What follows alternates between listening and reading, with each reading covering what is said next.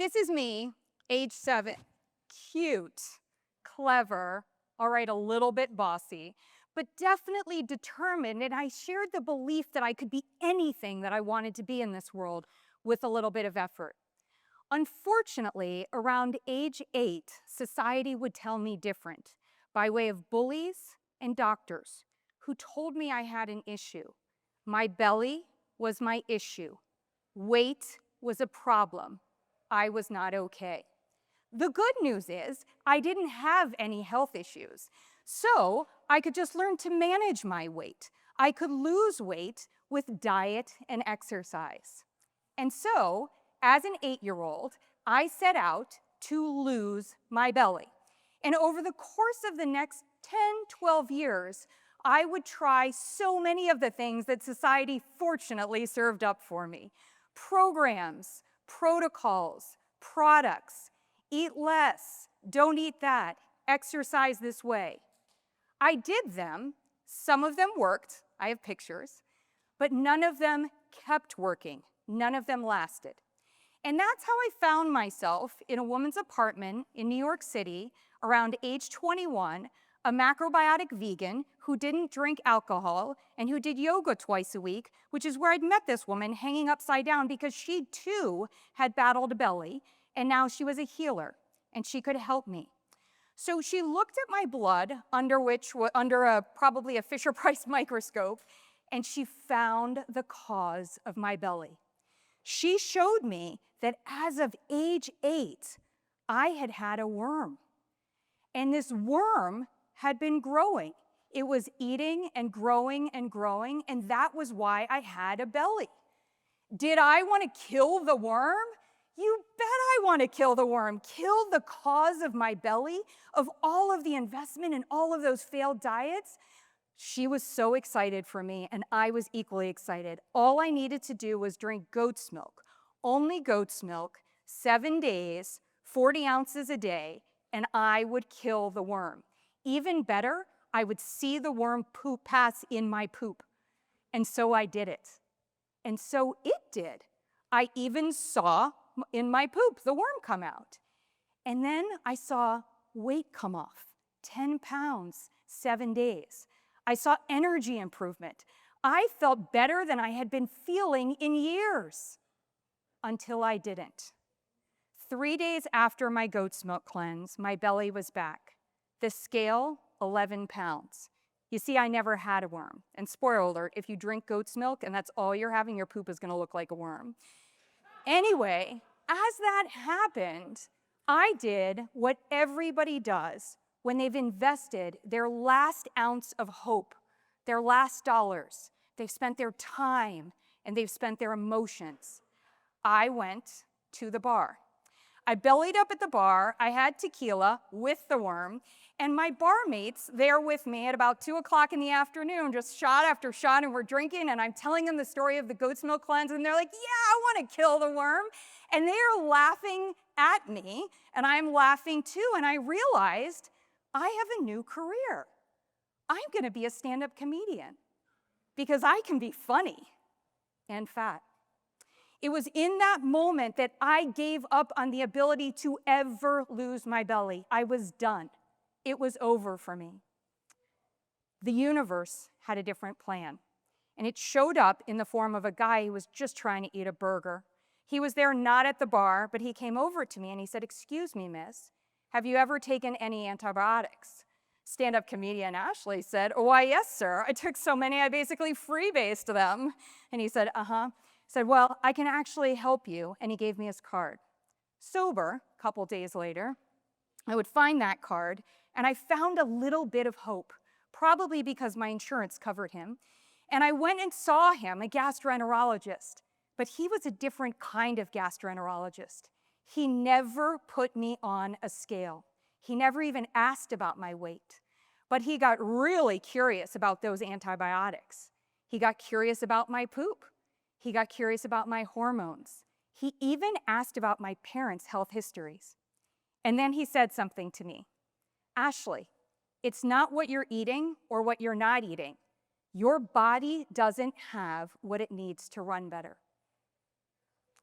You see, if you go out to start your car and there's gas, there's oil, there's air in the tires, and the car doesn't start, do you drain your car of the gas?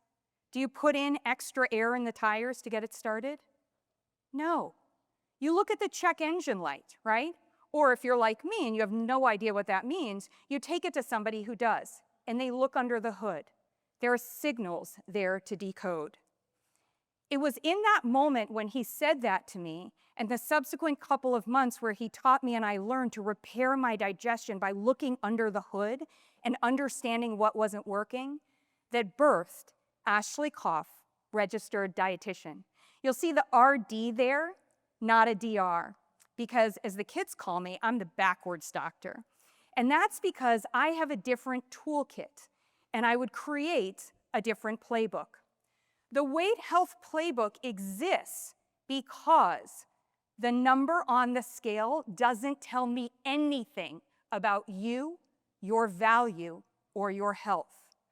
But your belly, your fat, your muscle, your bone, your water, the type, the amount, the location, now those are check engine lights. Those tell me where to look under the hood, and they tell me to investigate and how we're going to optimize. As I would go on to work with patients and use that playbook, I would talk about things like their hormones. I would say, hey, how's your energy? Let's explore your thyroid hormone. Hey, let's understand what's going on with your blood sugar. We have hormones for that, insulin and glucagon. Hey, what's going on in terms of sexual performance or muscle? Hey, we have hormones, estrogen, progesterone, testosterone. But we were missing a piece. Turns out that our body makes hormones. I call them weight health hormones because hormones, GLP-1, GIP, PYY, and CCK, and some others, they regulate, they tell those other hormones to go to work. They tell the hormones for blood sugar. They tell the body for fat formation. They tell the body for inflammation. They tell the body in direct hydration. They do all these things. So if they're not working, that is a check engine light that we need to look at. And that is how I would go on to help my patient, Mr. Pizza Pop. Mr. Pizza Pop was a celebrity maker in a town of celebrities. He was also the VIP donor, a very, very big donor at the hospital that I worked at. And per his doctors, he was morbidly obese and needed to lose 50 pounds to have weight loss surgery. He also was diabetic, and he also had failed every other diet. So when I met Mr. Pizza Pop, I said to him, and he said to me, Ashley, I've failed every other diet. I said, that's okay, I've got this playbook. I'd like to start by being curious about, and I just kind of leaned in, I said, I'd like to be curious about your digestion. He goes, no, you do not want to be. He's like, I'm gassy, I have reflux, I sometimes poop, I sometimes poop a lot, I don't poop, etc. He's like going on, he's like, my digestive system is such a problem. And I said, okay, tell me a little bit about your food choices and why. And he said, all right, well, I wake up in the morning, I take my pills, and then I really try not to eat anything all day. So I start off by drinking diet soda. And I'll have diet soda all day long just so that I'm not hungry. It gives me some energy. And then somewhere around like 4 or 5 o'clock, I get a large pizza delivered.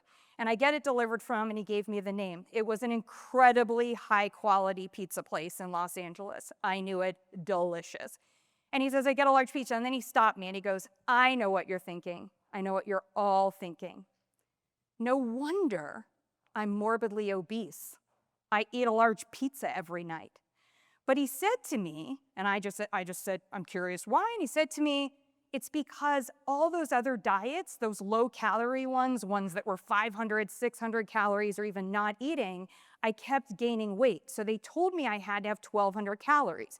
So he figured out that this pizza was 1,200 calories, and then it had protein, it had carbohydrates, it even had lycopene from tomato, because Mr. Pizza Pop was not new to the world of nutrition, right? Those of us that have been dieting and have been trying, it's not that we don't know stuff. He had been trying, and his 1,200 calorie pizza was to satisfy recommendations that he had, guidelines he'd been given. And he said, you know what, I have not gained any weight on this, but my diabetes keeps getting worse, which is really surprising to me because I gave up all the sugar. So I said, Mr. Pizza Pop, you ready for a Hail Mary? I said, you want to just try? He's like, nothing to lose at this point. So we went on. We went on to use my playbook that I now called Making a Pizza. And we talked about his crust, digestion and hydration, sauce. We looked at the nutrition, talked a little bit about cheese, his lifestyle choices. He wasn't really moving around. He was very stressed out about whether or not he was going to have the surgery. He didn't sleep very well. And then we decided to just leave the toppings alone for a minute. Mr. Pizza Pop, I said, how about when you wake up in the morning, in addition to your medications, would you be okay to add some supplements here, some glutamine, a little bit of maybe some probiotics, et cetera? I want to help your digestion. He said, I'm in. And I said, I'd love for you to have water, but can we get rid of the diet soda? I said, maybe we could do coffee or tea if you wanted a little bit of caffeine. And he goes, okay. And then I said, I'd like you to eat about 2 to 3 slices of pizza within 2 hours of waking. And he stopped and looked at me, kind of got a funny look on his face. I said, oh my gosh, you don't have to eat pizza for breakfast. Like, I've got all sorts of ideas. I mean, I'm a dietitian. Do you want to do Greek yogurt? Do you want to do it? And he goes, oh no, pause.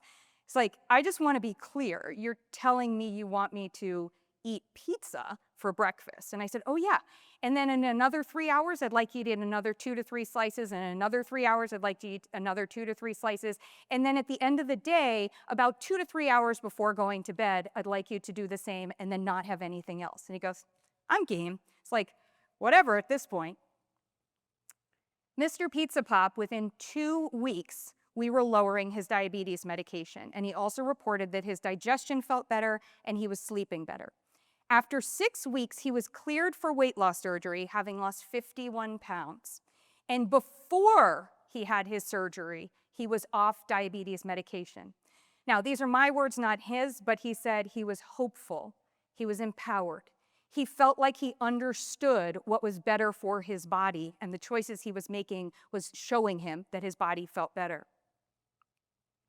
Mr. Pizza Pop would go on to have bariatric surgery, weight loss surgery, because this was long before the GLP-1 agonists were available. But today we have them as a tool. I like to call things like your GLP-1 medications or bariatric surgery or different supplements your toppings to your pizza. And these toppings are very important. Toppings can make your pizza so delicious, right? But they are not the solution. They can't make your pizza. They go on top of the pizza, right? These GLP-1 agonist medications, which you may know today as semaglutide, tirzepatide, retatrutide, these medications are weight health hormone replacement therapies. I want to unpack that for us. We have hormone replacement therapies for a variety of different hormones. If your body doesn't make insulin, we have insulin that you can add. If your body isn't making enough testosterone or enough thyroid, we have those hormone replacement therapies we can add. Today, we have the ability to add some of those weight health hormones, GLP-1 and GIP. Today, we understand the check engine light that we need to look for is if your weight health hormones are suboptimally functioning or dysfunctional, you will struggle with weight health. So it is not a question of whether or not some people need GLP-1 and some people don't. Everybody makes GLP-1.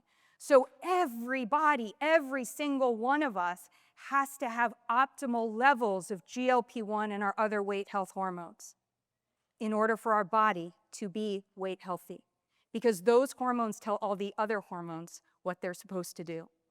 Imagine if my 7-year-old self, or really the doctors helping my 7-year-old self, had not said to me that my belly was an issue, had not said to me you need to lose weight, manage your weight, and diet and exercise, but instead had seen that my belly was a check engine light and understood that it was time to look at GLP-1, GIP, PYY, CCK.